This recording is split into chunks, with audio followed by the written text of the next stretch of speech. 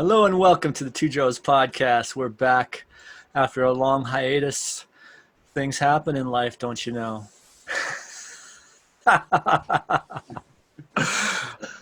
I'm your host, Joe Teller, aka Main Joe, and way across the valley is my good friend and co-host, Mojo. Good to see you again. It's been far too long. Far too long. Man, I think, what was it, like early March? Or, no, it was after that. We were, well, when was our last in-studio? In studio? Yeah. Boy, it's been a long time for in studio. Back in... January? Yeah. No, not that long ago, because I remember I met you. I met you with those two guys at that sports bar that we like. And we were doing elbows because it was just kind of starting, We were like, we got to be careful. And I remember. And the Conga man was saying he was flying, so he was cool with it, And, yeah. So that must have been, I'm guessing that was, I want to say May? May. Early May? Maybe it was, yeah. Maybe April. Because I remember in March, I was getting worried about it, and I was having nightmares. So maybe it was early April or late March that we did that. Well, our last couple were with Big T. And that was, I even forget, that feels like a year ago. The last... I've got some feedback, just so you know. I don't know if you want to put your headphones on, but I think I'm getting it from you using your speakers. It would just help a little bit in my ear. But the last two podcasts were with your sister, which I haven't finished editing yet, and then with Will Bagley. Yeah. And I haven't finished editing that one yet either. Those are the last two we did. Is this any better on the feedback? Yes, thanks. Okay, perfect. Yeah, my Appreciate pleasure. So I got to get those up and get those edited fast here. They were good ones. They're going to be a little outdated now because when we talked with your sister, we were talking about the Lincoln Project, and we were talking about how the mask thing was just starting to become a political issue, it seemed like. Yeah. Dude, things are changing on an hourly basis, aren't they? It's remarkable what's going on right now. Tell me your thoughts. Where do you want to start? Where do you even start with this? It's a great question. Let's start personal then. Do you know anybody who has since contracted coronavirus? Anybody afflicted? No, nobody. How about you? As you know, we've had my niece on a couple of times, and she was tested positive. And then last week when I texted you that I think I had it because of my aches and pains and difficulty sleeping, never had a fever or any breathing problems, but I'm just thinking, well, this doesn't make sense. This kind of pain doesn't come from just remodeling your master bathroom. This kind of muscle soreness and fatigue was the big one. The fatigue where it took a monumental effort just to get up off the couch. Wow. Things like that. I'm thinking there's something wrong here. That does sound like a symptom. Yeah, indeed. So I called the hotline. Well, first I called my niece just so I could have someone to bitch to, And then I called the hotline and they said, yeah, you're exactly the type of person we want to test. You're experiencing things you haven't before. You're relatively young and healthy and active, and come on in. But then I remembered that the symptoms I was feeling with the soreness and fatigue were identical to something I experienced 8 years ago, before I ever met you, Main Joe. Yeah. And then now I need another moment to explain what happened there.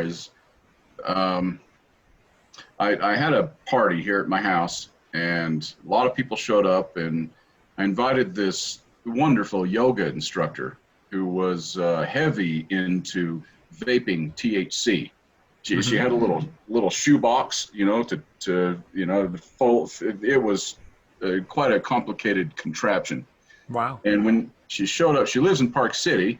When she showed up, she says, I forgot to bring the tube that you attach to it. And so, you know what? I think I've got some tubing in the basement. I'll go find it. So I went in my basement and I found a piece of tube that probably had not been moved or touched in over 20 years. I brought it upstairs, attached it, and I was the first one to suck through it. And I just felt all kind of debris and spider eggs and just, and it was awful. It was terrible. Next morning I woke up, my back had seized up, my neck had seized up. I had extreme fatigue, whatever it is that I inflicted on myself was terrible. It was awful. I don't know if it was a viral thing or a bacteria thing. This is how ignorant I am on medical science. I don't know what it was. No idea. But the symptoms that I had just this last week were identical to what happened 8 years ago. Interesting. So when I got tested for coronavirus and they told me I was negative, I was thinking, at first I cheered, yeah, okay, cool. And then I thought, well, no, I've still got a problem here. I have no idea what's infecting me. No idea what I just battled, But I mitigated.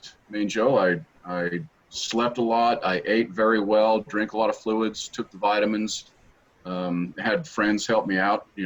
Cassandra brought me a big pot of homemade chicken noodle soup that I've almost finished. It's almost done, right? And last night was the first night in 5 nights that I was able to sleep like a baby. Didn't wake up once. So wow. I didn't have coronavirus, but I kind of wish I did, as opposed to what I did. Well, I don't know, man. Coronavirus is nothing to laugh at, that's for sure. Certain, so it sounds like it's something to do with something old, right? Something sitting around a while, because you were like ripping up your master bathroom. You probably went in places that haven't seen the light of day in forever. True. Very true. Similar things going on there. Yeah, that's crazy, dude. It's quite the mystery. It is a tremendous mystery. And what I've realized in the small amount of research that I've done is that there are so many viruses out there that medical science has no idea about, no clue. They don't research them because they don't really affect us that much, or they don't affect a wide population. Until they do. Then can we say it's just not profitable for them to? Yeah, well, there is that part, but it's also that if it's only going to kill 10 people as opposed to 1 million people, well, we're not going to focus on the one that's only killing Mojo. We're not going to focus on the one that's making his hip flare up. But it was an amazing week, Joe. Amazing week. Were you able to work during the week, or did you have to take the week off? Or very sporadically. I'll bet of a 40-hour week, I attended maybe 3 hours of meetings, and the rest of the time I was either making something light to eat or going to the bathroom, or I was in bed. Mm-hmm. And when I say I was in bed, that doesn't mean I was sleeping. Right. That means I'm tossing and turning and looking for a comfortable position, and just my good Lord. If I may take another brief moment to describe the excruciating pain that seems to come from nowhere. It comes out of nowhere. This time, the second time that I had this inflammation attack, it hit my right hip. And I've had a hip problem for a year or two, so it decided to attack my hip. So when every day and night when I would lay in bed, I would just sit there and search for a comfortable position where I could say, okay, the pain's not so bad there. Maybe I can fall asleep now. Mm-hmm. And then I would fall asleep for maybe 8 or 10 minutes. And then out of the blue, out of left field, this searing volcanic pain would just start from the hip and emanate. And I would grab my hip and just look at the ceiling saying, is this really happening? Oh my God, this is unbelievable. Do I need to go to the hospital? Should I call an ambulance? Wow. It was just, and this is, remember, this is a hip that is immobilized. I had my leg elevated on pillows, and everything I could do. I had a humidifier. I had the windows open. It was nice and cool in the room. Perfect sleeping conditions. I would just barely nod off, and all of a sudden the pain would return. So you answer it for me, Joe. How can a joint hurt you that bad when it's not even being used? It is totally immobile. And I all don't of a know, man. sudden, it's Conga Joe might be a better person to ask that question. yes. He I has consulted him. he has hip issues. Maybe it's an Yeah. arthritis thing. I've never had arthritis pain, so I don't know what that's like. But that's got to be pretty debilitating. I don't know, dude. That's Hmm. another mystery. Another one. Yeah, no Oh, doubt.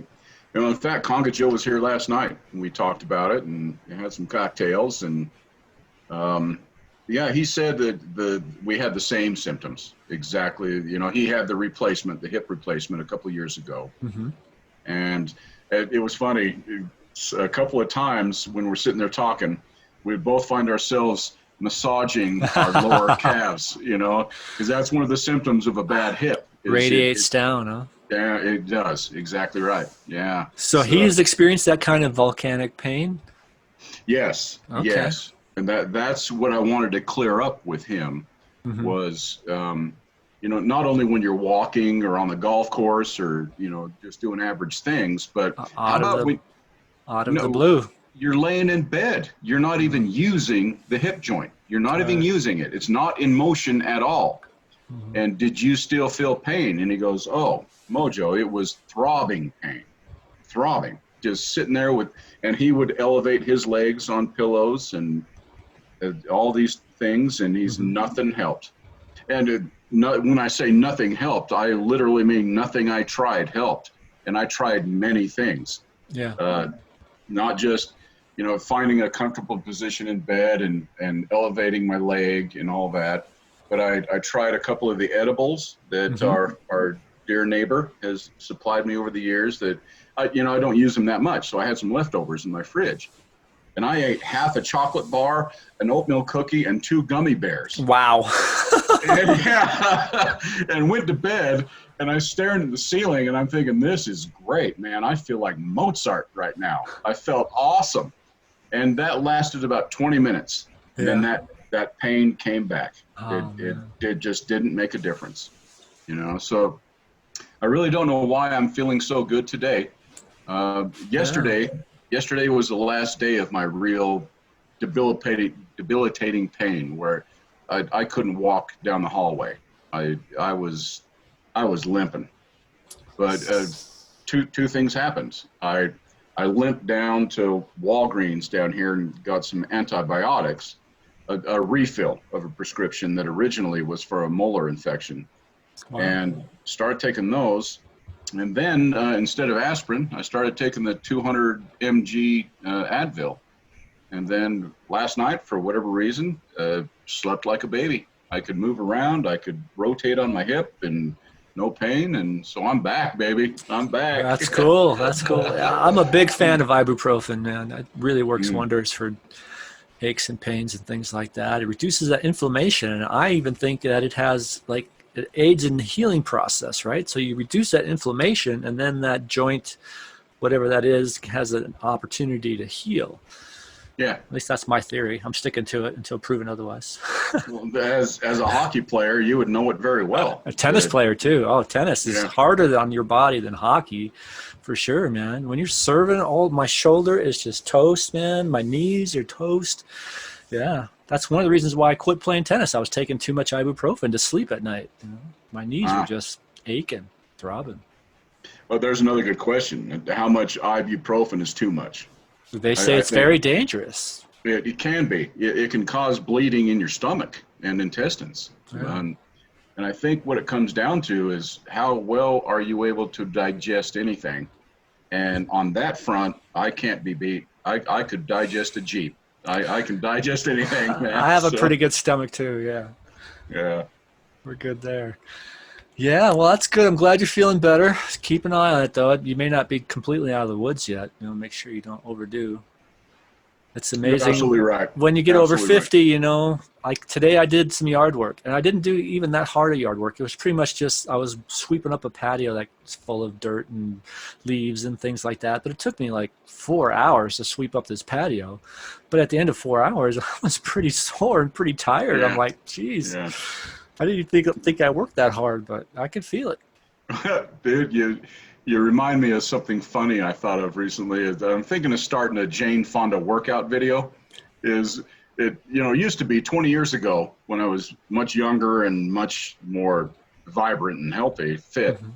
I could go out and work in the yard for 6 straight hours and then go party all night and no problem. So now I'm thinking of doing a workout video where 20 minutes of weed pulling a day. Just get the shovel, chunk some weeds out, and then, oh, okay, that's 20. We'll hit it again tomorrow. That's good, yeah. Say, I've got something. Now you're speaking of 20 minutes. 20 minutes seems to be like that magic number. I think it goes with like people's attention spans and I don't know, just general mental acuity. You can really focus hard on something for a good 20-25 minutes. Then after that, you're going to start fading a little bit. At least that's the theory. And there's this thing, a technique basically called the Pomodoro technique. Now, Pomodoro is tomato in Italian. And the reason it's called that is because the guy who developed it, I think he's a German dude, used a little tomato timer. And so what his deal is he says, you set that timer for 25 minutes and you focus on the task at hand. I mean, really focus on it. No distractions. That's all you do, 25 minutes. You're on that task. And then after that, you take a 5-minute break and then you do another one.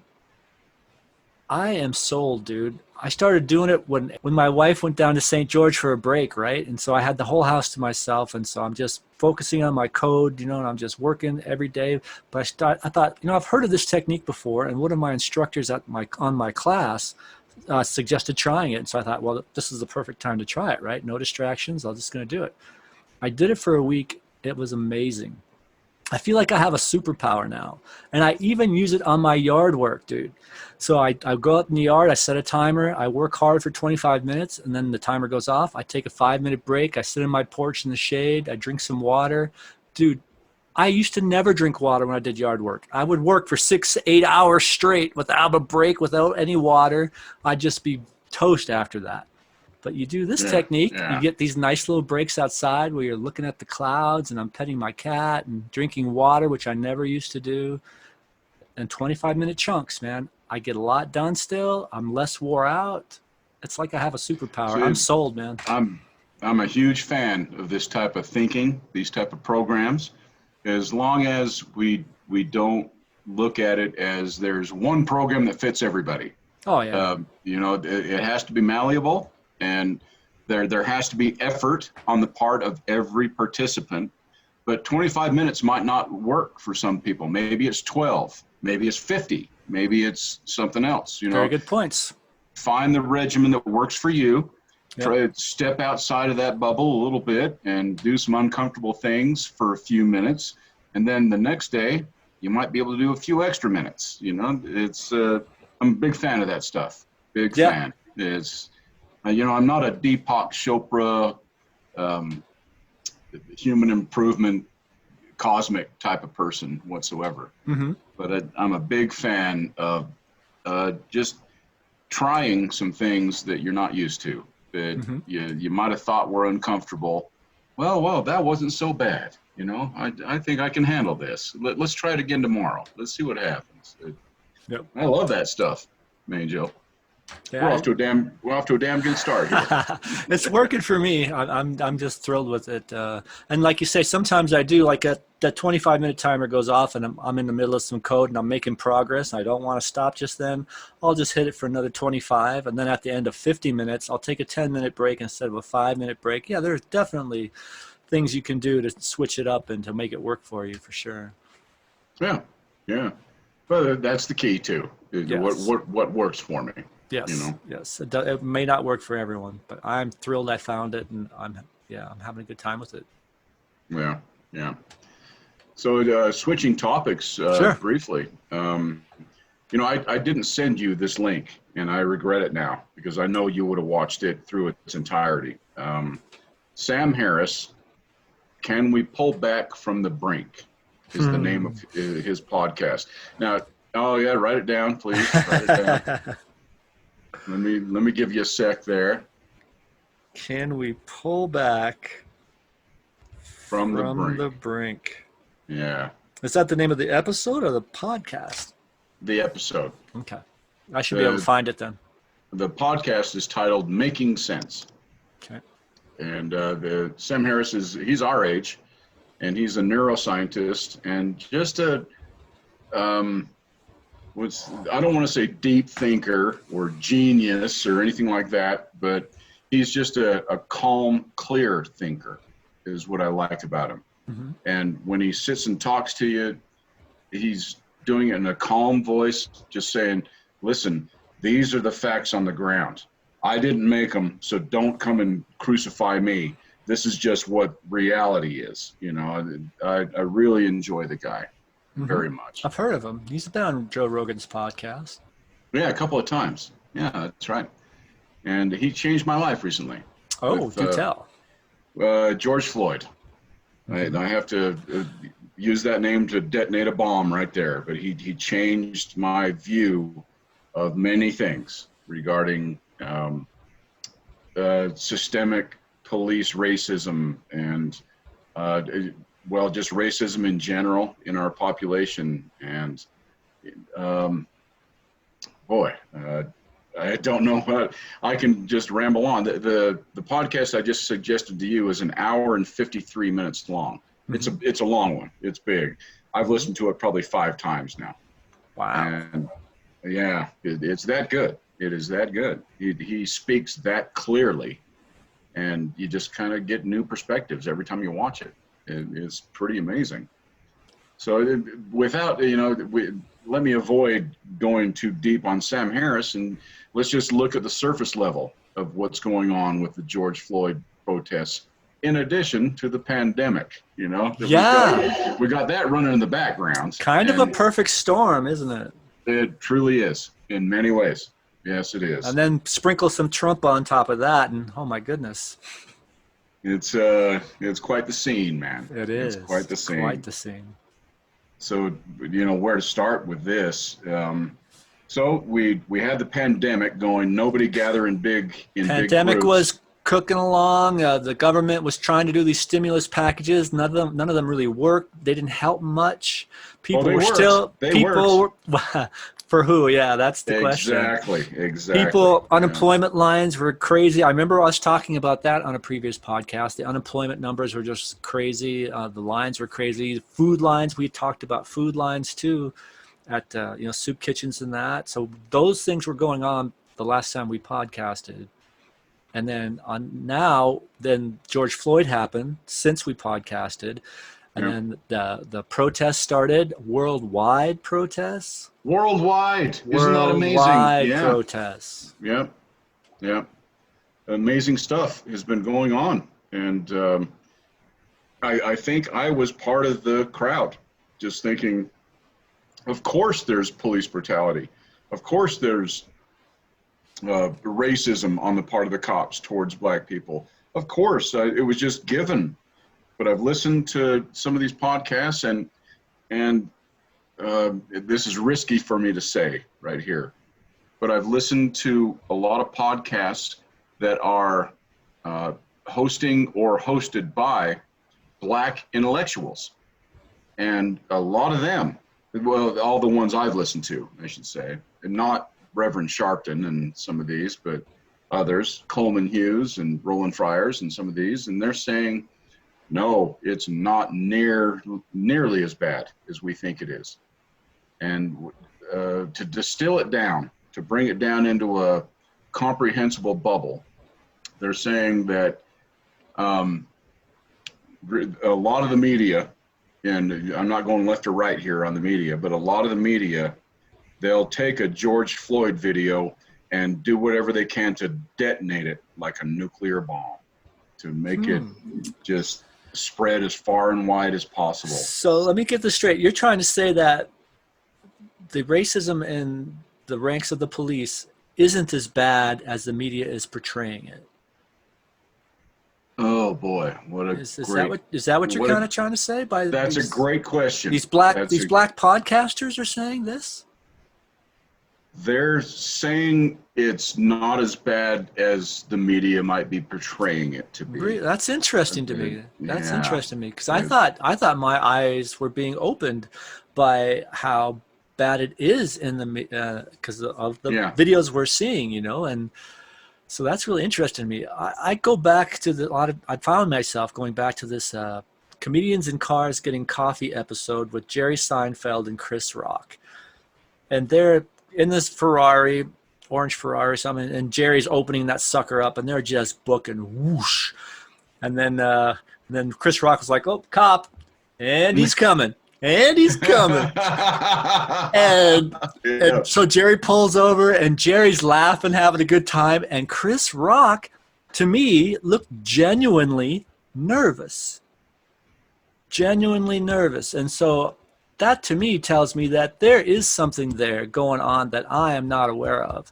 Now, like I've had black friends in the past. When I was in the military, I had some black buddies, and I lived in Phoenix for a while. I lived with a black couple for a while. Well, that means you're not racist. You had black friends. You lived with black couple. That's not what I'm getting at. Yeah, I know. I'm being sarcastic. I'm being sarcastic. I don't want to. I hope I'm not racist. Anyway, but I hung out with them, and I never noticed them being nervous around crowds or when police were nearby. I just never. Everything just seemed normal. That's why I kind of feel like I had my blinders on. But now I feel like my blinders are coming off, and I realize how bad it is. Systemic racism is crazy, and amongst the cops, it's way worse than I realized. So thank you for telling me, hold on there, Main Joe, pull on the reins a little bit. It may not be as bad as you're thinking it is, because the media, of course, wants to blow it up. They want the clicks. But on the other hand, I don't want to pretend like it doesn't exist either. Exactly, I know it does. I know it does. Exactly right. You're on exactly the right track.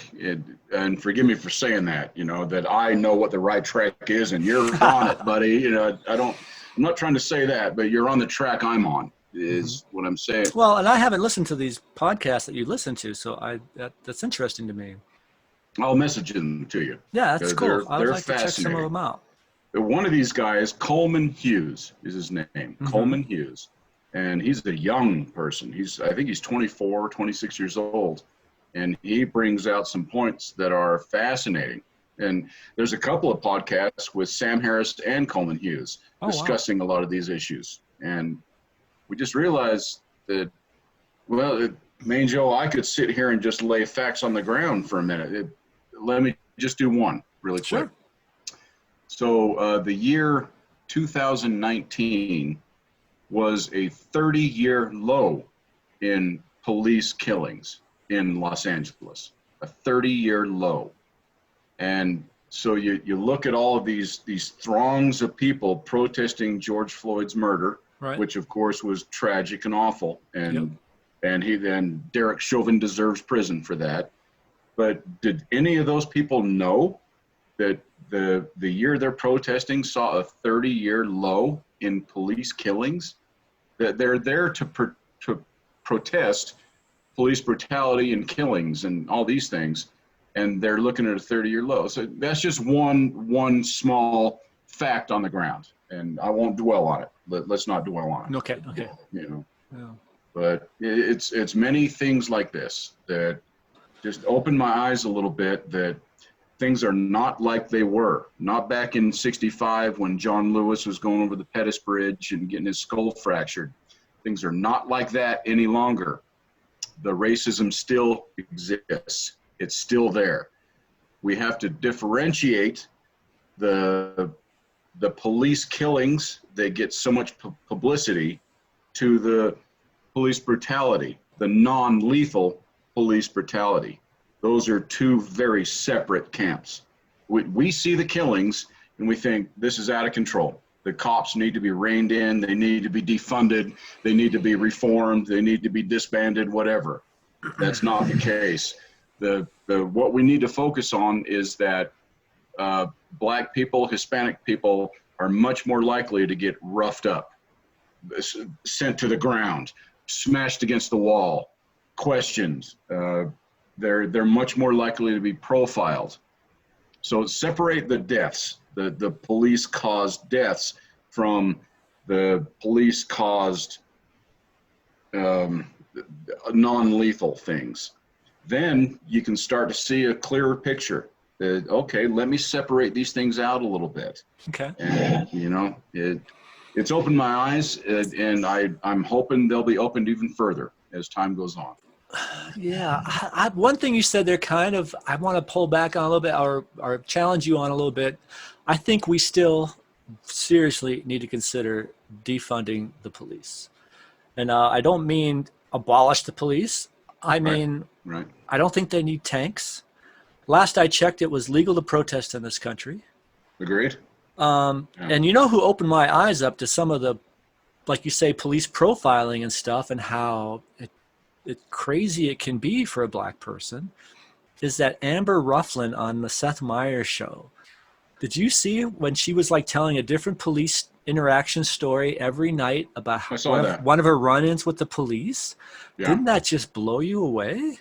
It did. It did. She's such an amicable, normal person to be profiled that way numerous times, numerous occasions. I was like, unbelievable. Yeah. Yeah. That is a remarkable, and which again goes back to Chris Rock being nervous. He was legitimately nervous. And there are countless stories like that are told every day that happen. Excuse me. That happen every day.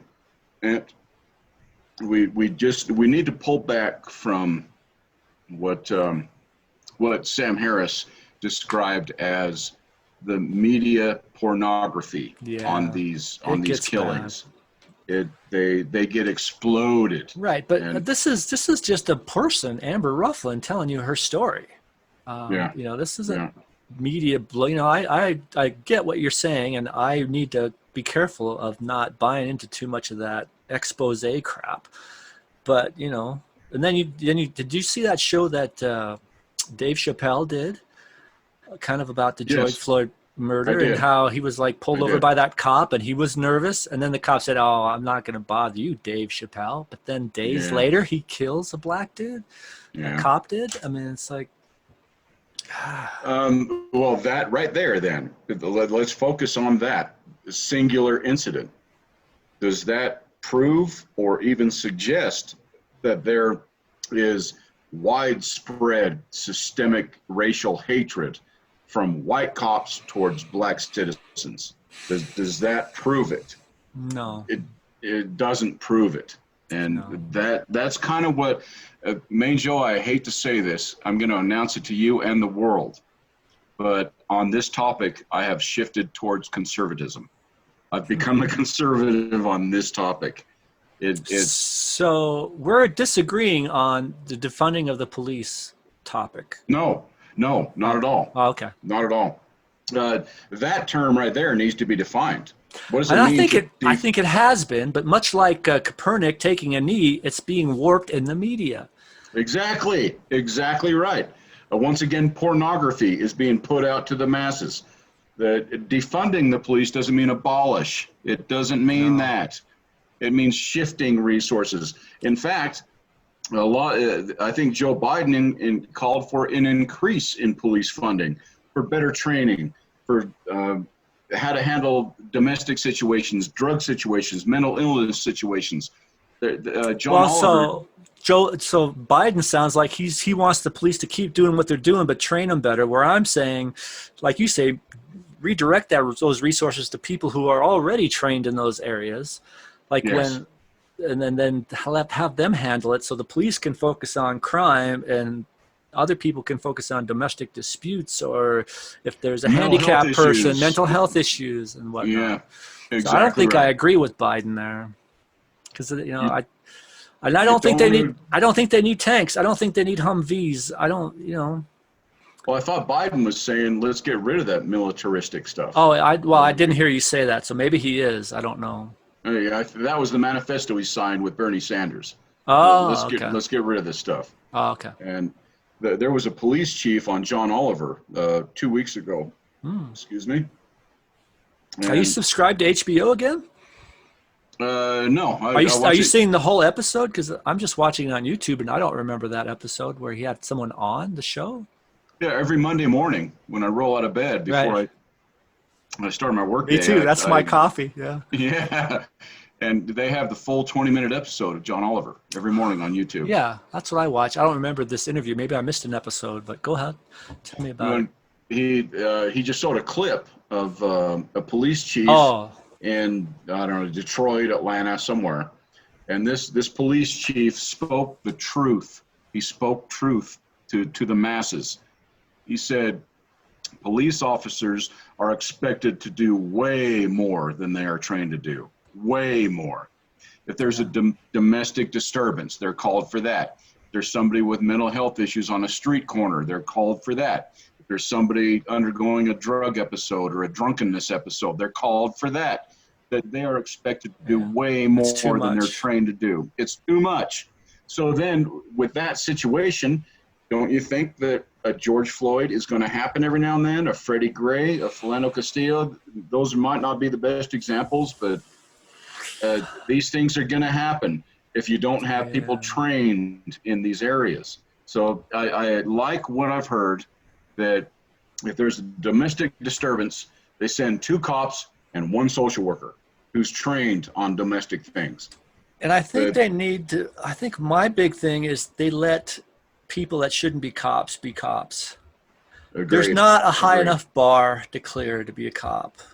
I think that's a big problem. Because who are you going to get? Someone who wants to carry a gun, someone who was bullied as a kid. You know, Jimmy Dore could talk about this forever. And he claims he knows cops. He claims he grew up with cops.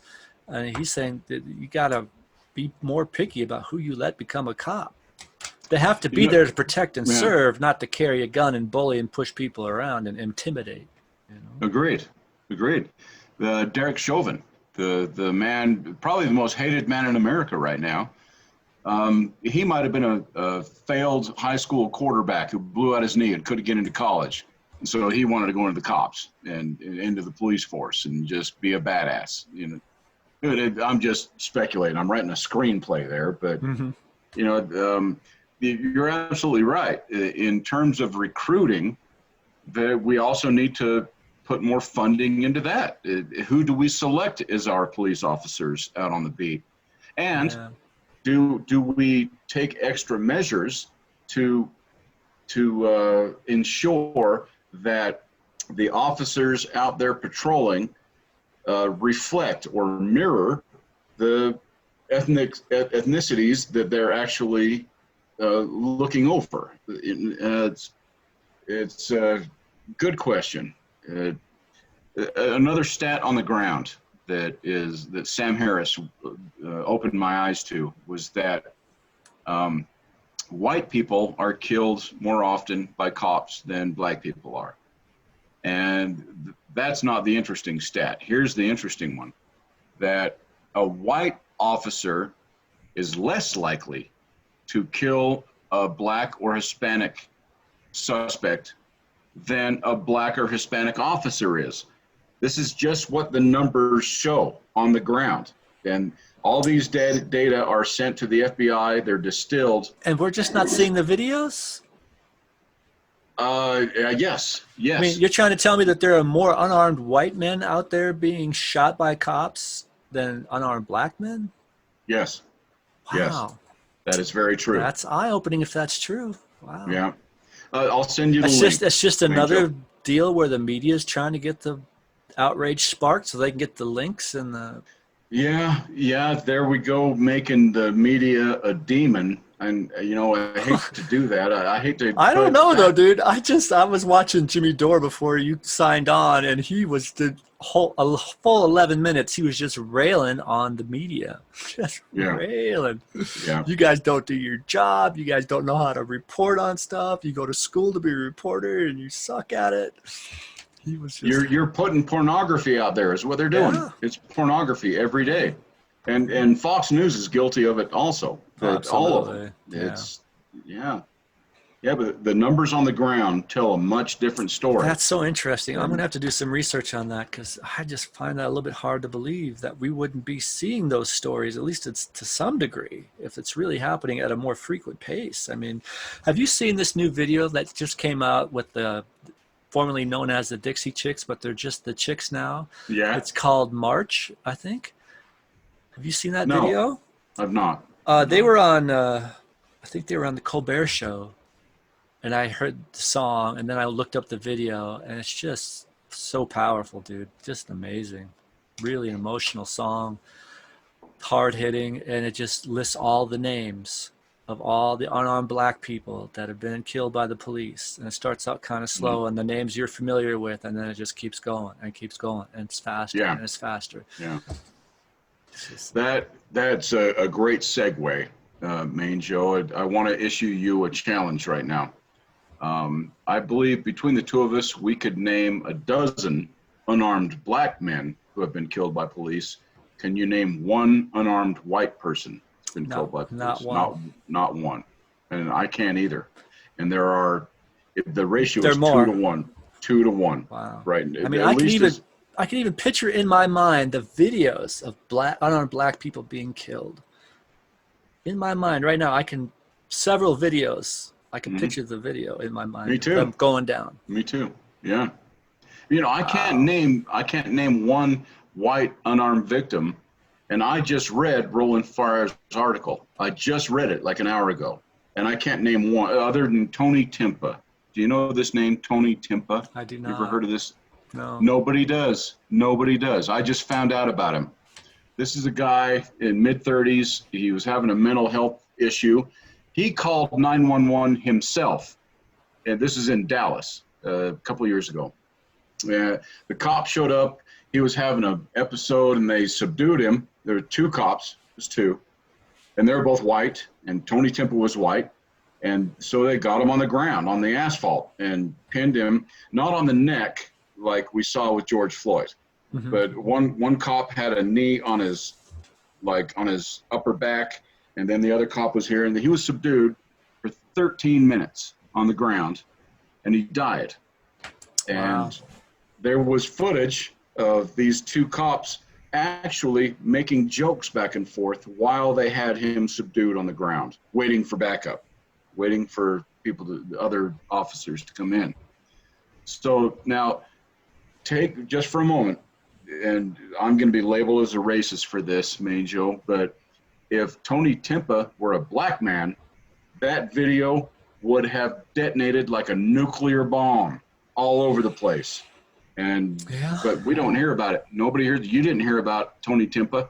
Nobody knows about Tony Timpa. Yeah, I don't know if I remember some story about a cop killing a guy in a wheelchair, and it was like this was one of those situations where it would have been better to call someone trained to handle someone who has these mental disability, and they call the cops, and this has been repeatedly calling the cop, and for some reason the cop ends up shooting him, and the cop is like, "It's about time I put a bullet in you," or something like that, and it's like, but yeah, that guy in the wheelchair wasn't black, but I think the point they were making with that one more so was that the cop shouldn't have to respond to that incident. Exactly. That's another great point.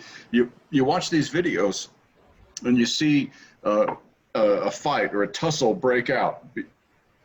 Excuse me, Main Joe. Let's talk about a specific video. Fight in a tussle at a Wendy's parking lot. Are you familiar with that one? Yeah.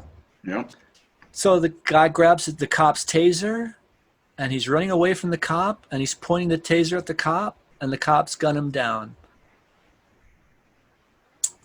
Yeah, let's break that one down. Let's break it down. I think the mayor or someone said that, or the police chief maybe said that it was justified force. I have a hard time swallowing that one. I haven't heard anything like that. Sure, the cop had a taser being pointed at him, but the guy was running away. I mean, sometimes don't you just let the guy run? You've got his car. You know who he is. You can show up at his house later and arrest him. Isn't his life worth more than, he pointed a taser at me? We're on the same page here. Definitely. That taser, by the way, only holds 2 charges, and both had been expended. Oh, I didn't know that. He had a worthless weapon in his hand. And yeah, he's running away. 3 shots were fired at him. 2 of those shots hit him. The third hit a civilian vehicle in the street. I don't know if you saw that part. The officer who fired the shots, I want to extend a little sympathy to him, where he he was being interviewed by the captain a little bit later, and what's going on and everything. Are you doing okay, officer? You just shot a man, and you're doing okay. The only thing the officer asked was, how's Mr. Brooks doing? He felt bad about putting 2 bullets in his back. He did honestly feel bad. Okay, that's the end of my sympathy right there. That man was fleeing. Yeah. He was running away. Your life was not in danger at all. He wasn't endangering anybody else that I could tell. And you got a radio, and you can call ahead and say, suspect fleeing, just assaulted 2 officers. Yeah. He's intoxicated. He could be dangerous. He's got a taser that has no charges in it, but still proceed with extreme caution. Instead of just whipping out your 9mm and pumping a couple of slugs. That's the problem we got to look at. Exactly. And John Oliver brought this up too, where they go to this training where he calls them warriors and all this. You remember that episode where this guy who was training these officers to think gun first, worry about the results later kind of thing. And then I think this is in Minnesota before the George Floyd incident, the mayor of Minneapolis said, you're not going to send officers to that training anymore. That training's bullshit. You're not going to do it. And the police chief went ahead and sent his officers anyway. Yep, it just seems like there are no more checks and balances. There are no more rule of law. It's like, I just think this country is just, like you say, we're on the brink. What did you say? Can we pull back from the brink? Pull back from the brink. How can we do that? Complex issues, man, Joe. You're bringing up complex questions that are going to need generations to solve eventually. Nobody is going to come forward and say, okay, this is how we fix it. We're going to make fits and starts, and some things will work, some things won't. It's just going to be like that. There are no easy fixes, but I'm just saying I'm really concerned when I see stuff like that happen, when they don't listen to what the mayor wants, and he's basically their boss. When Trump lets Stone off and commutes his sentence, I mean, so you're just basically saying you can commit crimes and get let off. It's basically what I'm seeing over and over and over again. Well, as long as you're a friend of Trump. In the media, or you're a cop, because they get special privileges. I think John Oliver covered that in his show too, where they get their special laws in place to protect them, where they can't go to prison, or they're looked at in a different way, different light. Qualified immunity. Yes, thank you. Well, the bigger problem, though, I heard George Will speak about this recently. It's not necessarily the police force itself, it's the police unions. Yeah. They are the ones who have the power to cover up a lot of wrongdoing, lot of it. I've heard some of that too, yeah. So that's another complex issue. If you're a politician and you want to take on the police unions, good luck. God bless you. Good luck. What are you gonna? It's. Well, and like some cities have abolished their police departments. Some cities have said, "You're out. We're starting over." They've gone that far and had success with it. Or failures, yeah. I'd like to do a study on that. Yeah, okay, there you go. That'd be a good study. Well, in fact, no, I'm too lazy. I let other people like Sam Harris do the study, and then I just parrot what I hear from him. I'm just saying, in some instances, that has to be the route, because, like you say, the police union's too strong. The police commissioner or the police chief isn't listening to the mayor anymore. What else is there to do but to just start over? I think maybe more cities should consider that. I was a little surprised that the Salt Lake people have been seriously looking at themselves. I kind of got to tip my hat to them a little bit, because as far as I know, we haven't had serious systemic racism in our police force here in Salt Lake, at least not to the level of other places. But they're taking a hard look at how they can improve. So tip of the hat to whoever's doing that. It reminds me to think about the term that, a good and bad term. This word, like most words, can be good or bad, and that's quotas. Quotas, I believe, in the context of policing, is a bad term. I mean, You're a cadet. You're a 22-year-old cadet in a police force in LA or Chicago or wherever. Mm-hmm. How do you advance in your career? You get busts, you get collars, you get arrests and drunk drivers and all this kind of stuff. Then you get recognized, you get known. So that would seem to build an impetus to go and bust as many as you can. Get your name on the record books. Look how many busts Mojo made last week, man. He's a stud. He's keeping our city safe. He's keeping everything cool. Quotas in banking too. We saw what happened at Wells Fargo with their quotas and making their salespeople do more than was really legitimately possible. They started creating their own accounts on people's names, and it was crazy. But I want to kind of shift topics here. Let's still stay on the police topic, but I want to know your perspective on this Portland deal. I'm still gathering info. I haven't made up my mind as to what's going on there. What have you heard about that situation that's going on there? Again, I'm getting my same information as you are from the media, the coverage that we're allowed to see, I guess. Good point. We're seeing unmarked federal personnel arresting peaceful protesters, and now I've already given up too much. Peaceful protesters, maybe not. Maybe one of them just painted a wall or something. Right. I saw two videos, and one guy they arrested had like a helmet on, so he obviously came for conflict. He was dressed all in black. Yeah, and had some kind of helmet on. Yeah. But that's one of the things that does bother me, though. They're saying they're there to stop the riots. Okay, so why am I not, and the looting, why am I not seeing those videos? All I'm seeing is cops instigating, cops showing up and making the situation worse time after time after time. Like this one guy I've been listening to, I don't know if you listen to him at all, but I think he's pretty good. It's called Some More News on YouTube. Yes. The guy with the disheveled look and his backdrop. Yeah. He is amazing. He makes so much sense to me when I listen to him. And he's like, that one video, he's like, I'm going to say this and I'm going to refer to it time and time again. Lives are worth more than property. Lives are worth more than property. Yeah. It's like, should be a basic realization for anyone who wants to become a cop. Lives are worth more than property. I've watched a number of his. He's good. I really like him. He's great most of the time, but I also know that we can't go to one source. No. He's one that I go to. I do go to get his perspective. And then I'll go to watch Ben Shapiro for an hour. Oh, dude, my hat's off to you. I cannot listen to that guy. I just saw baby clips of him recently. Well, the Rational National just showed me a clip of him today where Ben Shapiro was saying, you can't have empathy in politics. What happened to by the people, for the people, of the people? Lincoln, who your president likes to tout so much. Ben Shapiro.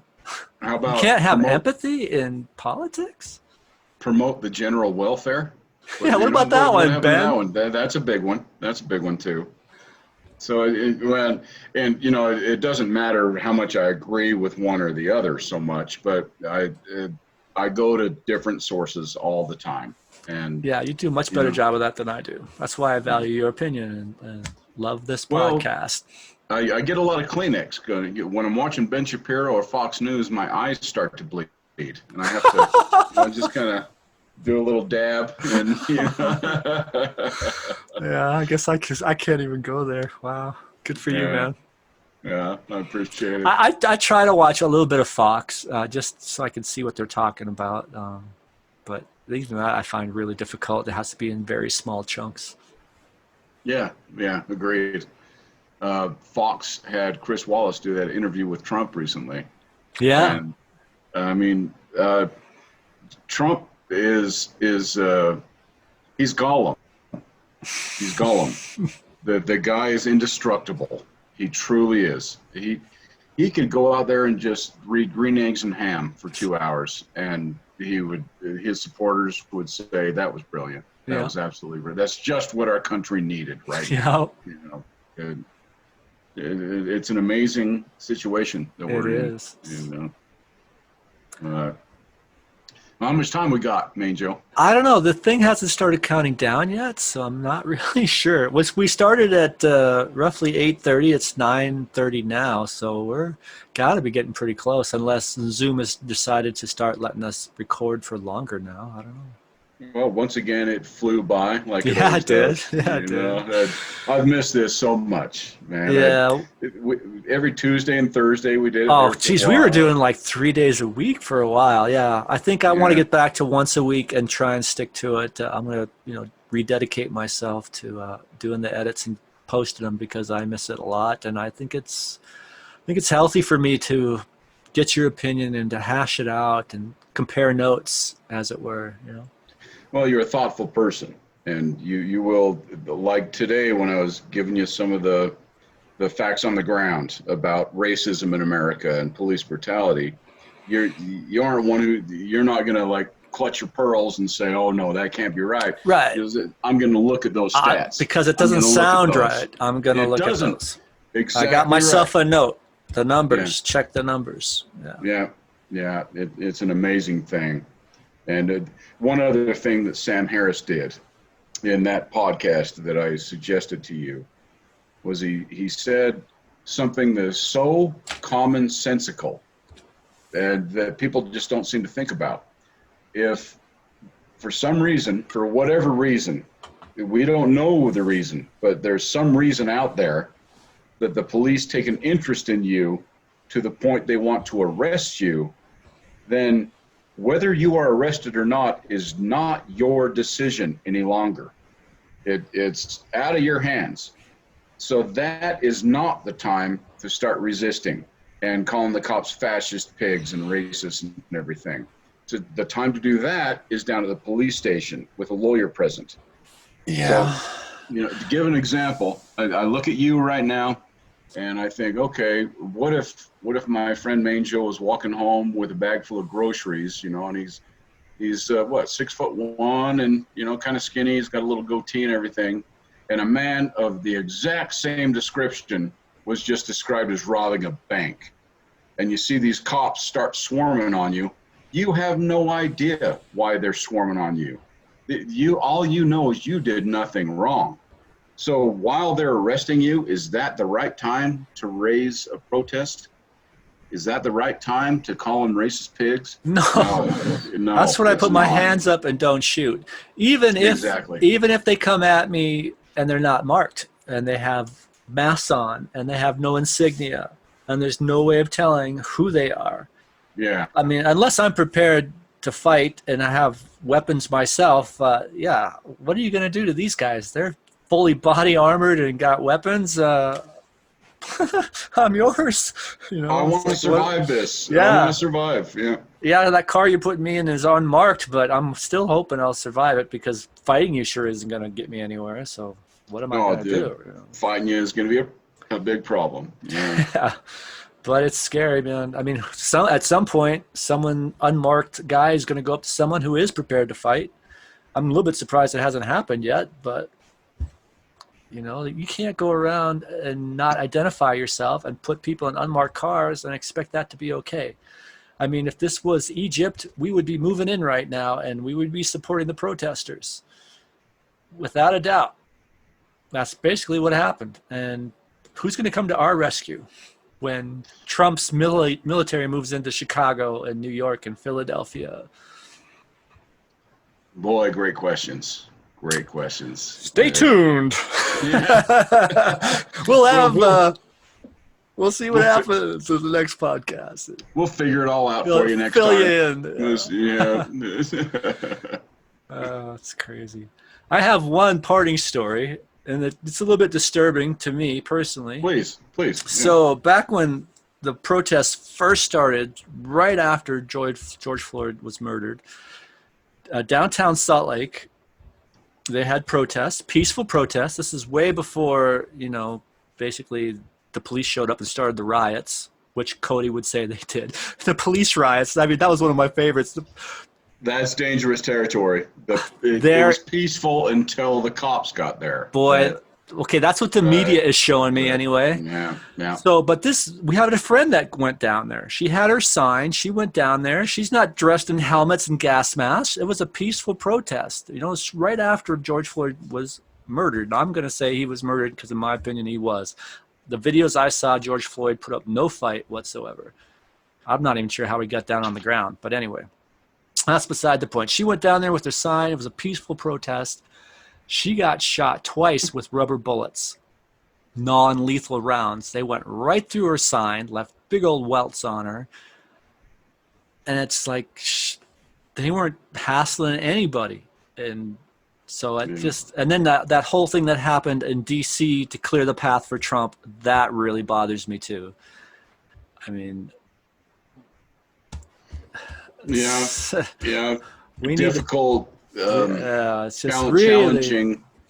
Challenging times. Yeah. So many who focus only on two words: rioters and looters, and that's all they are. They're all BLM, all Antifa. That's all they are, is rioters and looters. But then you have a small group who are peaceful protesters, and we protect them. We support them. This is the age we live in, man. Yeah, wow, crazy times. We got president. We have no leadership, basically. We have a pandemic. We have protests of police brutality. And the police are showing us that there's a lot of reason to protest police brutality. That much, to me, is without a doubt true. There's reasons to protest police brutality because I'm seeing it almost every day in video clips. Yeah. That stuff isn't made up. It isn't from 10 years ago.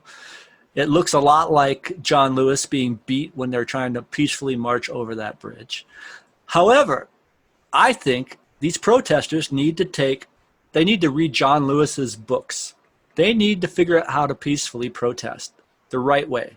There is a right way to do it, and there's a wrong way to do it. And what I'm seeing, when you're wearing helmets and gas masks, you know what John Lewis did? He went out and bought a suit.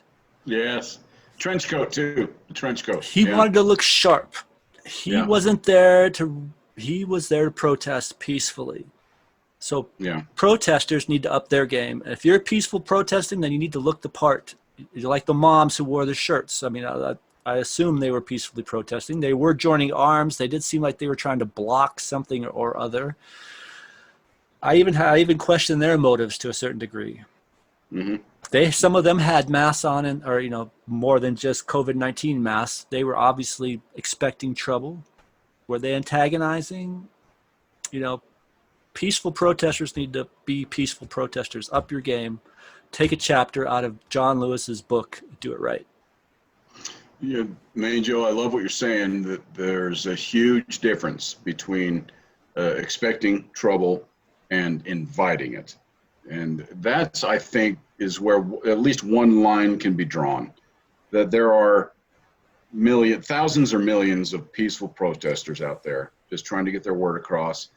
Then you got the rioters and looters. And, it's, how do you differentiate that? That seems to, it drives at the core of the liberal versus Republican divide or something.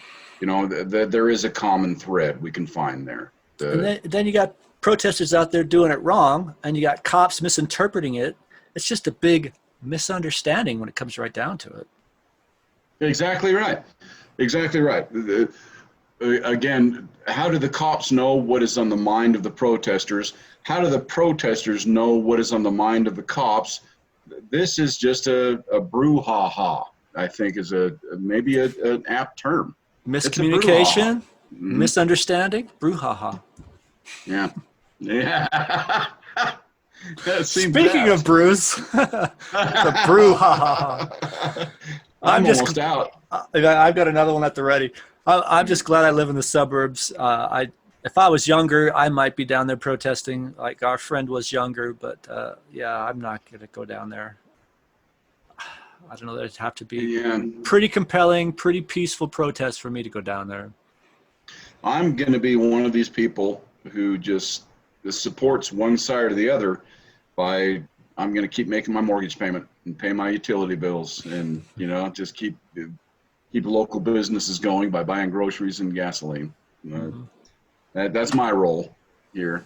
Yeah. We're not really changing anything, but at least we're discussing it, and hopefully people will open up a little bit and try and communicate a little better. Try yeah, and help the other side understand. I mean, I think that's kind of what we're trying to do here.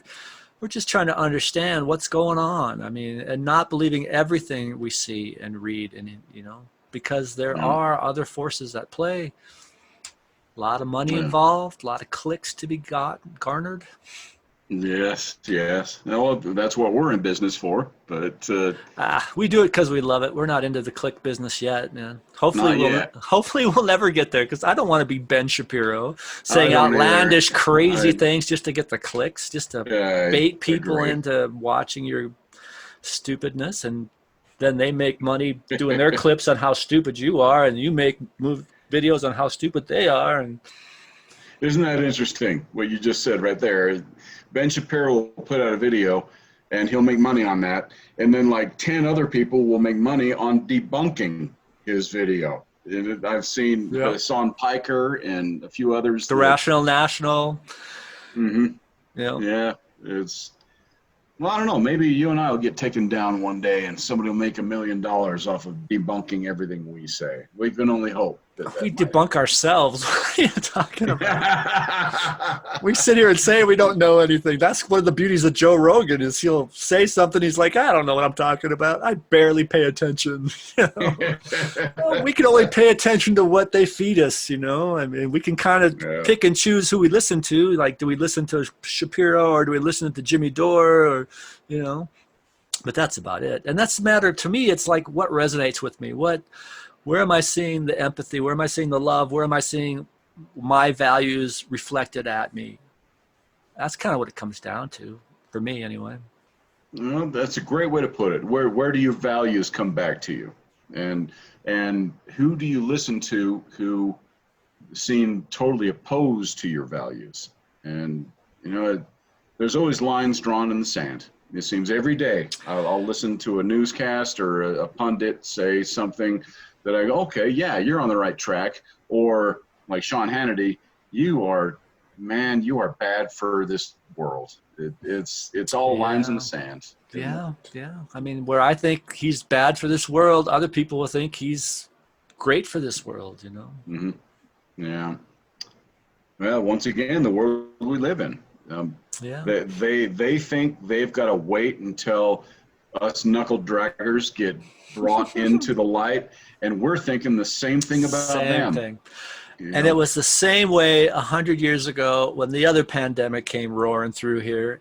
I saw a video the other day. They were comparing, I think it was Trevor Noah. I don't normally listen to Trevor Noah because I'm a big Jon Stewart fan, and I just feel like the show dropped off after Jon left. But he made a video on comparing this pandemic to the last pandemic, and the similarities were crazily similar. I watched that too. That was amazing. It was good. And Manjo, answer this for me, and I'm setting up a trap for you. Why is wearing a mask a violation of your constitutional rights? Why is that like a slippery slope into concentration camps or something? I have no idea, dude. It's like, what happened to looking out for your fellow man? When did that become a bad thing or something that trampled your rights? I don't know. Yeah, it's crazy. I don't know. Well, last night I saw a perfect example of the science behind wearing masks. Perfect example is Conga Joe was sitting right next to me here at the fireplace, and the sun was beaming in. We both had a few cocktails, so we're talking loud and free, and we're having a great time. And in the sunlight that was reflecting on his face, and you're familiar with my living room here, how the sunlight can come in.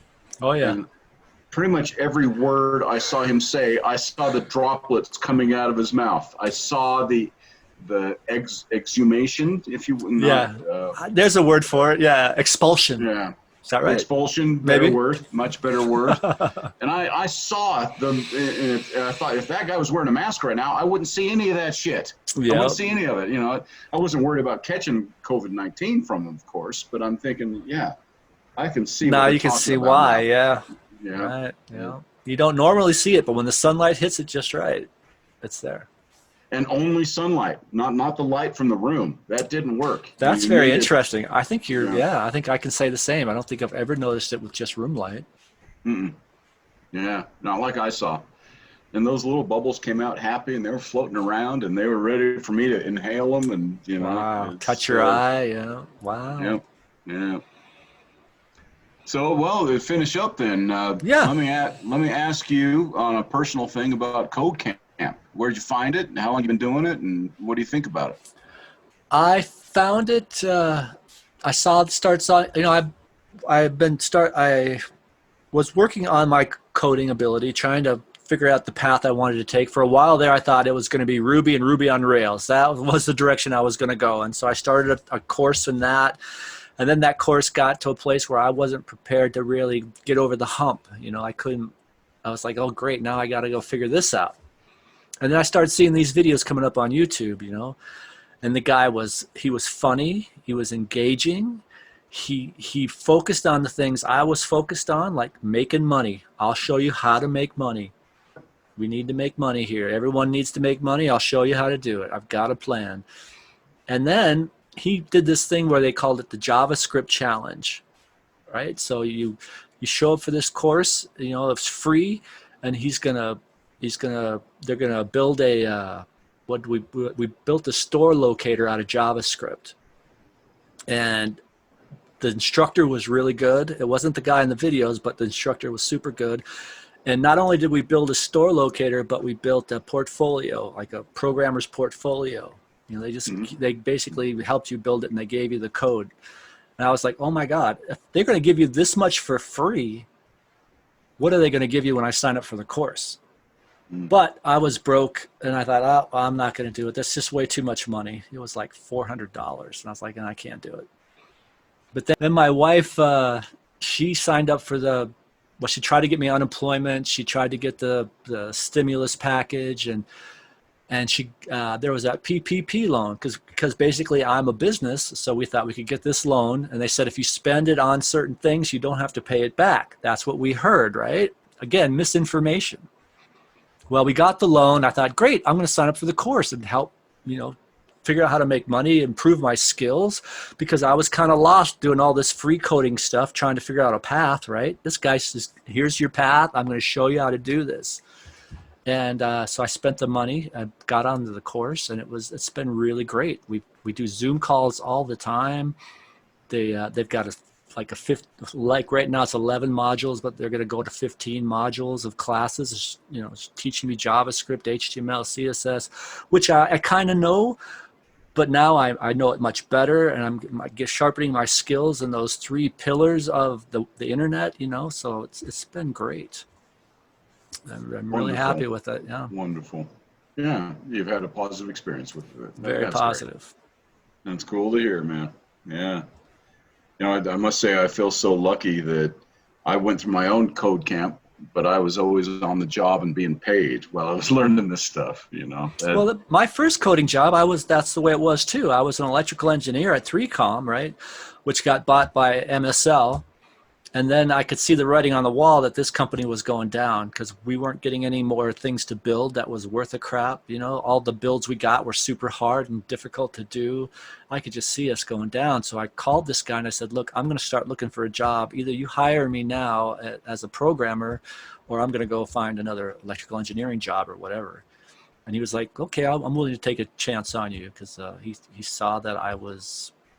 Well, I knew I had a friend already working for him, and he wanted to expand his programmer dugout, so to speak, and so he hired me, and he let me learn on the job.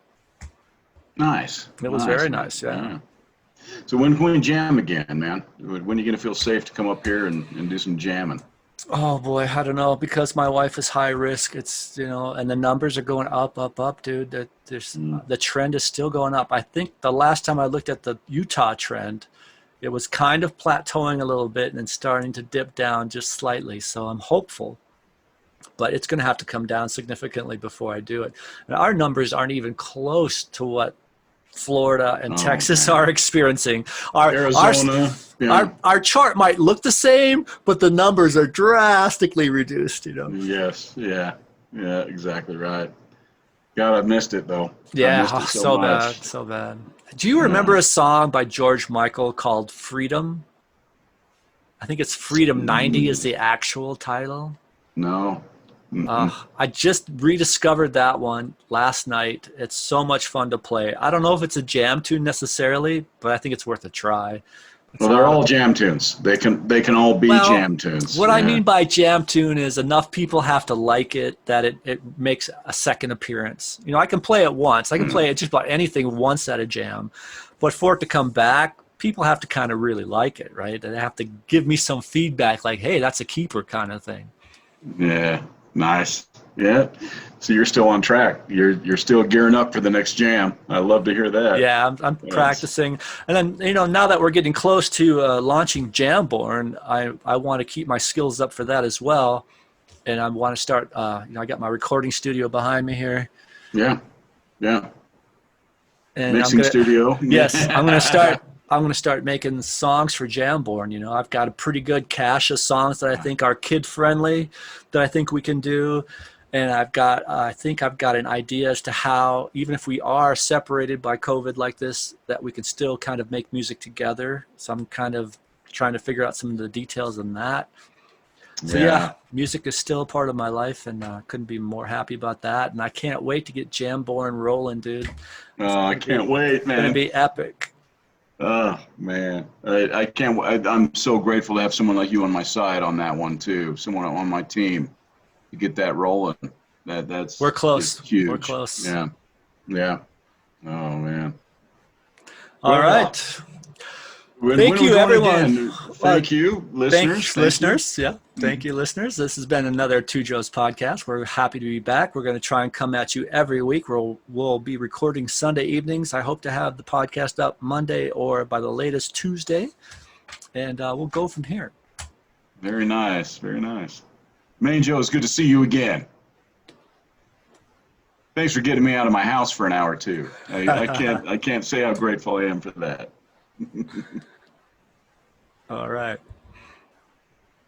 Oh, and by the way, Big T wants to do one this week. He just had knee surgery and he's laid up with pain pills for about a month. Yeah, so he might have some interesting takes.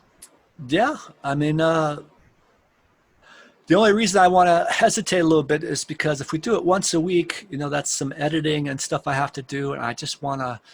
If we do another one this week, I don't think I'll have enough time to do the editing before that we record again. Then I'll get behind. Then the podcast come out too late. You know what I mean? Yeah, so I would love to do him with Big T, but can we have him on next Sunday? I don't think he'll still be laid up next Sunday. Oh, he's laid up for a month. He can't move for a month. Yeah, let's schedule Big T for next Sunday then. Let's not do him during the week here because I think we should keep it Sunday nights if at all possible. That way I can get on a schedule and keep posting him on a regular basis. I don't want to get behind again like I am now. We'll get on a good regimen. Yes. Where we can keep cranking it out. Right. Yeah. That's what I want to do. Right on, my man. Thanks, everyone. Until next time. We'll see you soon. Thanks again.